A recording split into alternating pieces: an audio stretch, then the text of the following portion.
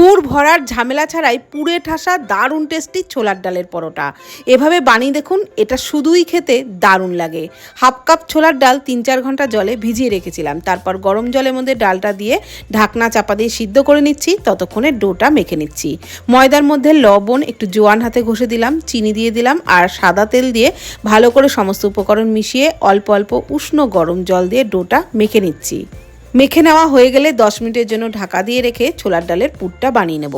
ছোলার ডাল 90% মতো বয়েল করে নিয়েছিলাম। ঠান্ডা করে একটা মিক্সির জারেতে নিয়ে ডালের পাউডারটা জল ছাড়াই শুকনো শুকনো তৈরি করে নিয়েছি। ওর মধ্যে পরিমাণ মতো লবণ, একটু চিনি, ভাজা মশলা, জিরে ধনে শুকনো লঙ্কা শুকনো খোলায় ভেজে গুঁড়ো করে নিয়েছিলাম সেটা দিলাম।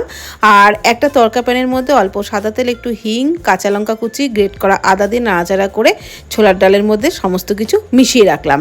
এদিকে যে ডোটা মেখে রেখেছিলাম তার থেকে লেচি কেটে এরকম বড় রুটির মতো বেলে নিলাম।